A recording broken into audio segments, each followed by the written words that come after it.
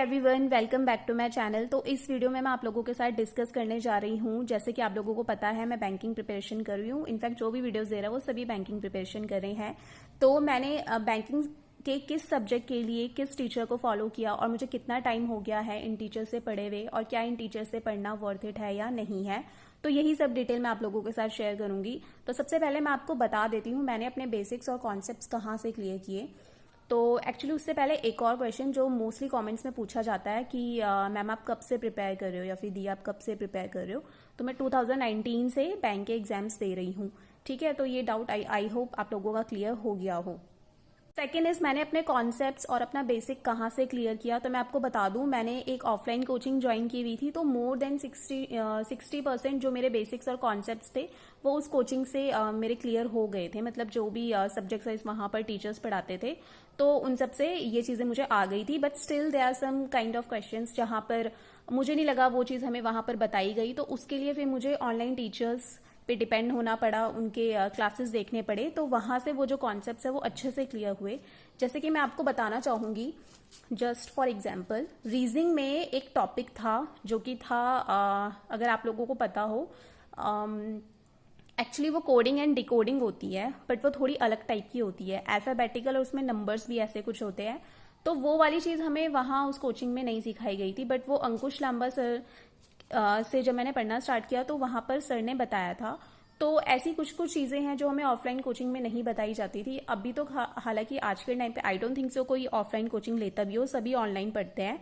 और मुझे ऐसा लगता है ऑनलाइन जो कंटेंट है वो ज़्यादा अच्छा मिलता है as compared to offline. Offline में क्योंकि वहाँ जाना और मतलब पढ़ना और फिर वापस आना, तो एक्चुअली मेरे घर से तो कोचिंग सेंटर बहुत दूर हुआ करता था। तो इस पर्पज से मैं बोल रही हूँ। अदरवाइज बहुत सारे स्टूडेंट्स ऐसे होते हैं जिन्हें ऑफलाइन कोचिंग अटेंड करना अच्छा लगता है, क्योंकि वहाँ पर स्टूडेंट से इंटरेक्शन हो जाता है, उनसे डिस्कशन होता है और a kind of communication build up होता है। तो मोस्टली जो स्टूडेंट्स होते हैं वो ऑफलाइन कोचिंग को भी प्रेफर करते हैं, but for me online coaching is the best. Anyways, coaching का जो टॉपिक है इसे साइड रखते हुए सीधे मूव ऑन करते हैं सब्जेक्ट्स की तरफ। तो मैं आपको बता दूं, रीजनिंग सब्जेक्ट के लिए मैंने फॉलो किया था सिर्फ अंकुश लांबा सर को। इनके अलावा मैंने और किसी से रीजनिंग नहीं पढ़ा। एंड आई थिंक रीजनिंग ऐसा सब्जेक्ट है भी नहीं कि जिसमें बहुत सारे लॉजिक्स लगते हो, बहुत सारे कॉन्सेप्ट्स लगते हो। एक बार आपको पता लग गया ना कि ऐसा होता है वैसा होता है, तो आप लोग रीजनिंग अच्छे से कर लेते हो। आई थिंक एक टीचर से ही आप लोग पढ़ लो तो वो बहुत होता है। तो I think Ankush Lamba sir ने ऐसा कोई भी बेसिक या फिर ऐसा कोई भी कॉन्सेप्ट नहीं छोड़ा जो हम लोगों को शायद ना पता हो। अगर कोई उन्हें फॉलो करता हो तो डेफिनेटली आप लोग को पता होगा मैं क्या चीज़ बोलना चाह रही हूँ। Second is quant section. Quant मेरा पहले बहुत वीक हुआ करता था। मतलब मैं आपको बताऊं, 2019 में जब मैं प्री दिया करती थी तो रीजनिंग में मैं 25 प्लस किया करती थी और क्वांट में मेरे 15 भी नहीं होते थे, क्योंकि बहुत सारी ऐसी चीज़ें थी ना जो मुझे पता नहीं हुआ करती थी कि स्पीड के लिए ये करना होता है, एक्यूरेसी के लिए ऐसा करना होता है। बट अभी धीरे धीरे वो होता है ना, हम लोग इनिशियल फेज में होते हैं, नई नई चीज़ें होती है, कुछ नहीं पता होता, बट धीरे धीरे वो आ जाती है जब हम चीज़ों से फेमिलियर होते हैं। तो क्वांट के लिए मैंने फॉलो किया आशीष सर को और अरुण सर को। अरुण सर का पहले ये पढ़ाते थे वाईफाई स्टडी चैनल पर। तो अरुण सर से एक्चुअली मैंने टाइम एंड वर्क पढ़ा था, क्योंकि टाइम एंड वर्क और pipe and system, boat and stream, in chapters से ना मुझे नफरत हुआ करती थी। एक्चुअली मुझे ना पूरे अरिथमेटिक से ही नफरत हुआ करती थी। I don't know why, but फिर मुझे पता चला कि नहीं, arithmetic is very important if you want to get selected, right. और मेंस में तो फिर अरिथमेटिक पे ही ज़्यादा अच्छी पकड़ होनी चाहिए हम लोगों की। तो इसलिए मैंने क्वांट के लिए फॉलो किया इन दोनों टीचर्स को। और आप लोग भी इनसे पढ़ना चाहते हो तो पढ़ लेना। इनसे पढ़ना चाहते हो का मतलब ये नहीं कि आप लोग पेड कोर्सेज ले रहे हो। आई मीन अगर आप लोगों के बेसिक और कॉन्सेप्ट क्लियर नहीं है तो आप यूट्यूब पर इनके चैनल पर विजिट करें। वहां पर इन लोगों ने अच्छे से सारे बेसिक्स हर चैप्टर के बहुत अच्छे से क्लियर किए हुए हैं, तो आप लोग देख सकते हो। English, I blindly follow Nimisha Bansal ma'am, क्योंकि मैंने इंग्लिश के लिए बहुत सारे टीचर्स को फॉलो किया बट मुझे कहीं पे भी इम्प्रूवमेंट नहीं मिला। और मैम से पढ़ने के बाद मेरी विकैबलरी, मेरा कॉम्प्रहेंशन वाला जो स्किल होता है, स्किमिंग और रीडिंग, एवरीथिंग, मतलब सेंटेंस को पॉजिटिव टोन में करना, नेगेटिव टोन में करना, इवन पैराजम्बल्स, जो कि सभी स्टूडेंट्स जिनसे बहुत डरते हैं, दे आर वेरी एप्रीहेंसिव। तो आई थिंक इंग्लिश का जो मेरा डर है वो इन्हीं मैम ने दूर किया। तो इंग्लिश तो मैंने इनके परफेक्शन बैच से ही पढ़ी थी। एक्चुअली मेरे भाई का है ही अनअकैडमी जो सब्सक्रिप्शन है, तो मैं वही देखती हूँ। तो उसमें से सिर्फ मैं एक इंग्लिश की क्लास देखती हूँ और कुछ नहीं देखती।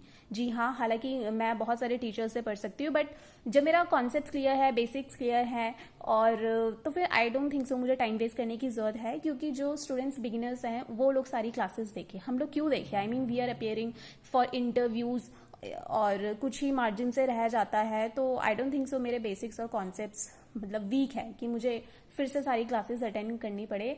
आई मीन वहाँ पे कंटेंट तो अच्छा मिलता है ना, but we are also giving mock test. तो मॉक टेस्ट में तो फिर आई थिंक मॉक टेस्ट से बेटर और कुछ नहीं हो सकता। So after English subject let's move on to current affairs. तो करंट अफेयर्स के लिए तो मैंने जितनी भी वीडियोस बनाई है उसमें हमेशा यही चीज़ कही है, गौरव गर्ग सर और अफेयर्स क्लाउड।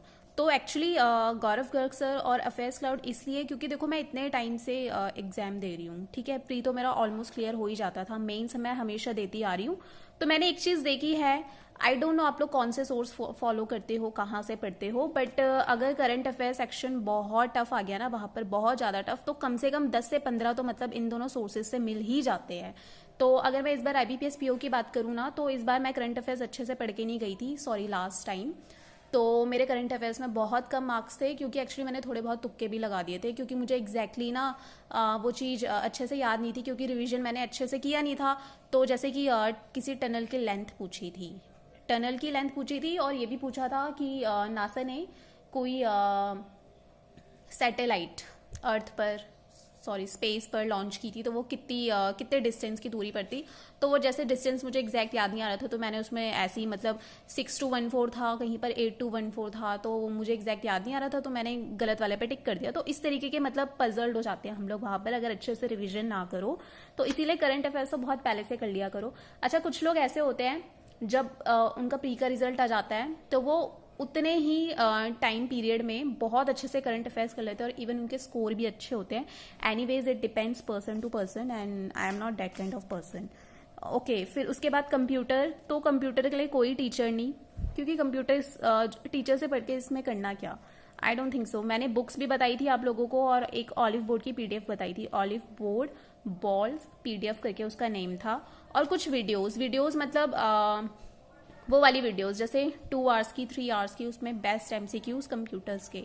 तो कंप्यूटर के लिए तो इतना ही बहुत है। उसके बाद आता है स्टैटिक बैंकिंग अवेयरनेस। तो स्टैटिक बैंकिंग अवेयरनेस के लिए मैंने सुष्मिता मैम को फॉलो किया था। तो एक्चुअली मेरा भाई पढ़ा था पहले सुष्मिता मैम से, मतलब उनकी वीडियोस इसने देखी थी, और इसने इवन नोट्स भी बनाए थे, और इसने PDF फॉर्म में उसको कन्वर्ट करके मुझे दिए भी थे, और मैंने अपने टेलीग्राम चैनल पर ये अपलोड भी किए हुए हैं।